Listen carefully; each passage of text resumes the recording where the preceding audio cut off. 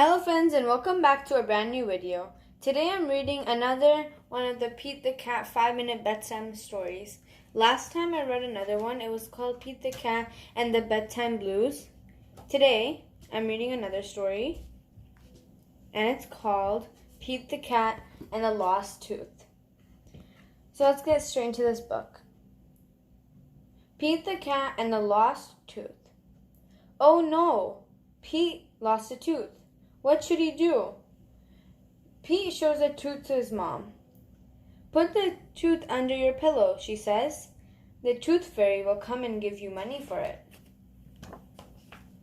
Pete thinks under his pillow is a strange place for a tooth. But his mom is usually right, and it'd be pretty cool to meet the tooth fairy. Pete puts the tooth under his pillow, then closes his eyes and pretends to sleep. Suddenly, he hears a jingling noise. Pete opens his eyes. The tooth fairy's at his window. The tooth fairy flies into Pete's room. She looks worried. What's wrong? Pete asks.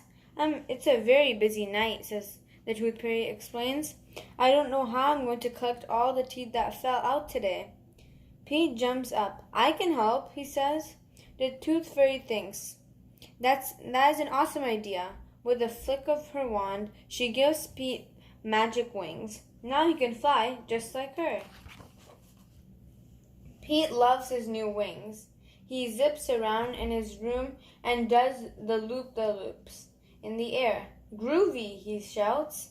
Finally, Pete settles down. So, he says, what do I have to do? The tooth fairy gives Pete a list of names.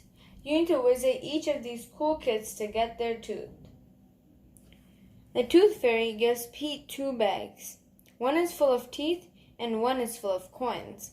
Take the tooth and put it in its bag, she says. Then leave a coin from this bag under the pillow. Pete looks at the bag of teeth. It already looks full. How will I fit more teeth in here? He asks. The tooth fairy smiles. Oh, I wouldn't worry about that. Being a tooth fairy comes with a certain type of magic. Far out, Pete says. He is ready to go. Pete's first stop is Callie's house.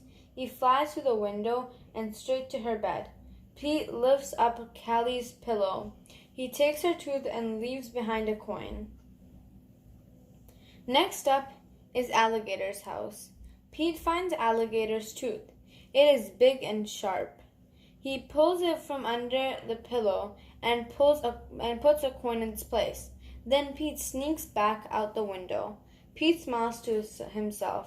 This job is easy. Pete's last stop is Gus. He flies inside and reaches under Gus's pillow. Uh-oh, there's no tooth. Pete looks next to Gus's drum. He looks in Gus's drawer. Even checks inside Gus's baseball mitt. The tooth is nowhere to be found. Does Pete panic? Nope. He just keeps looking for the tooth. Just then, Gus wakes up.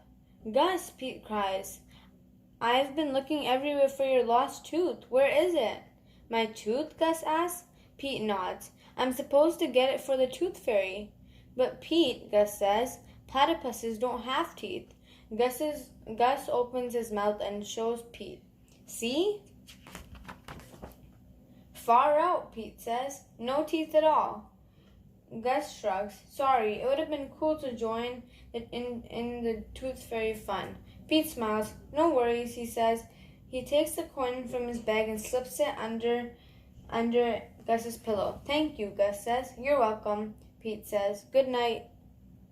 Pete leaves Gus's room and heads home. On his way, he comes across the tooth fairy. All done? She asks. Did you have any trouble? Pete shakes his head. He holds out the 2 bags. Nope, everything went great. That was awesome. Thanks, Pete, the tooth fairy says. She takes the bags.